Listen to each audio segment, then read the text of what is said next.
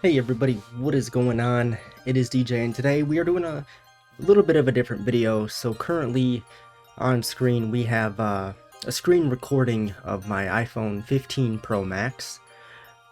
It seems to be running fairly okay.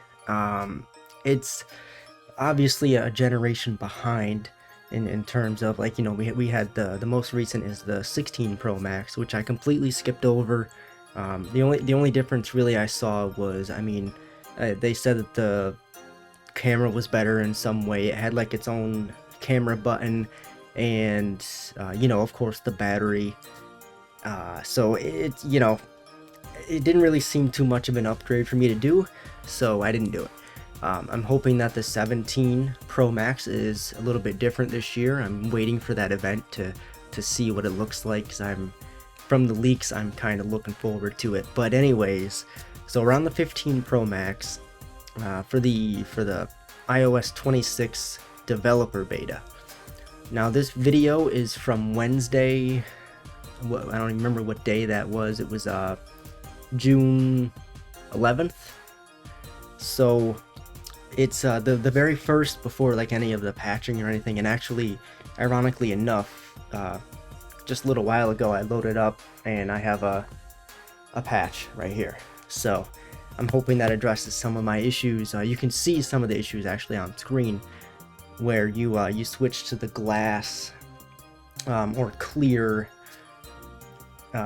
layout color, and it doesn't load everything in fairly quickly. Like the ones that were already installed, it kind of, it would go through the apps little by little, and then it would just do them. But this one, it took a little while for it to load them up.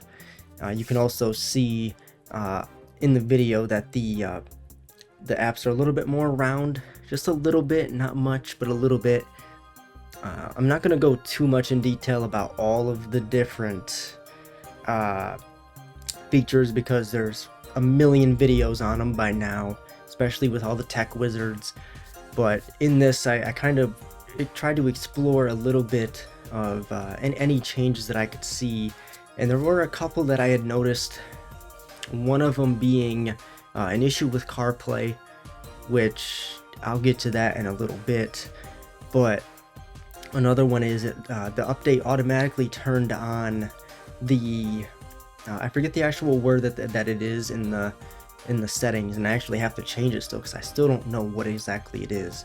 But when you go to type and you can feel the buttons and hear it at the same time, drives me nuts. But this update actually turned that on, and I don't remember what it's called to turn it off. So I'm gonna have to do a little bit of exploring. I keep telling myself each day that I'm gonna do it, and I don't. I end up going on my game on my phone. I'm kind of hoping I can do a stream. It won't be tomorrow or today as of when this video gets uploaded, but I'm hoping to do a little bit more gaming on that. But anyways, back to the phone. So 15 Pro Max, it is running fairly smooth. You can see I'm not really stuttering in the menus or anything. But one thing that I can say is when you're trying to go from typically I like to have YouTube loading and a video playing at the top, the picture-in-picture mode, and then I like to have my game going, or I'll look through my emails, things like that. And one thing I noticed is it definitely not only drains my battery, first off, it drains it massively, but it also it stutters. Like, some of the videos stop playing automatically.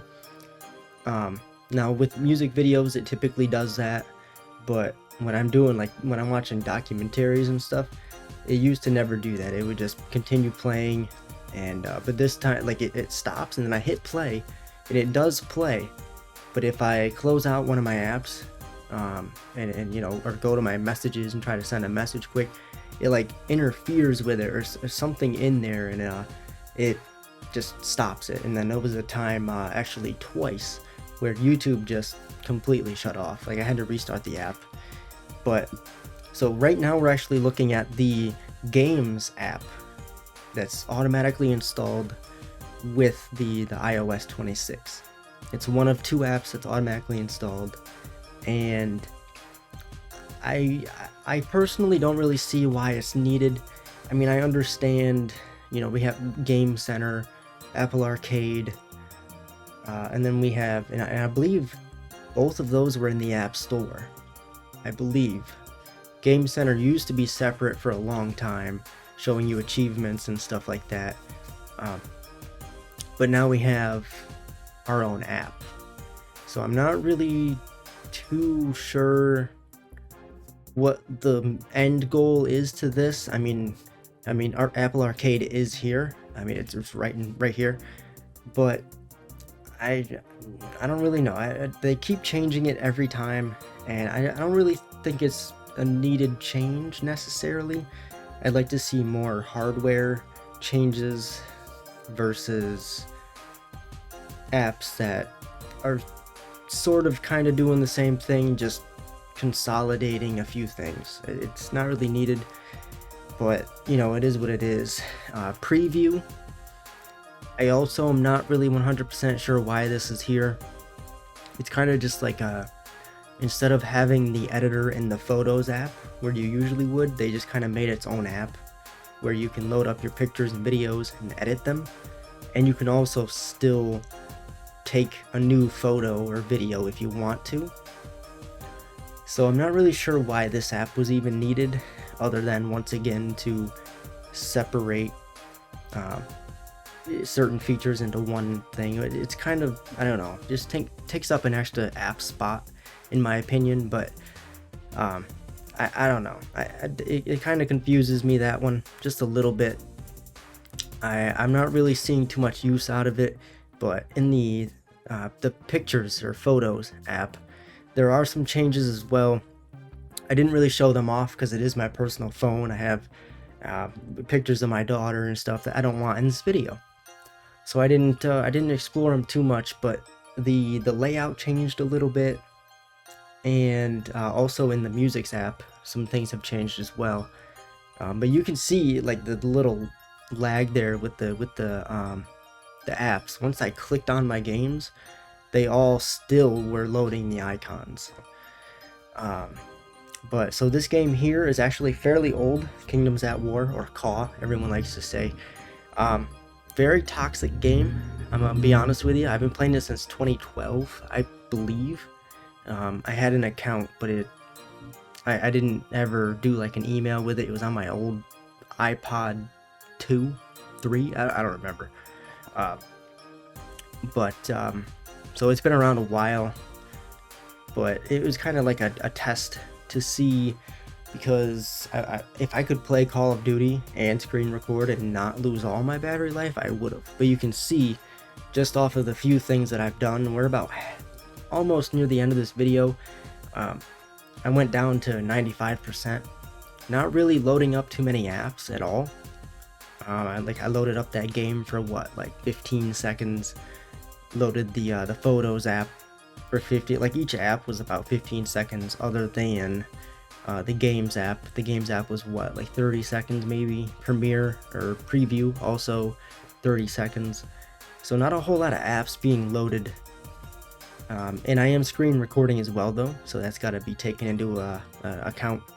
But the Mail app also has a couple of changes in it. I'm not going to get too in depth, but I'm sure you've noticed them.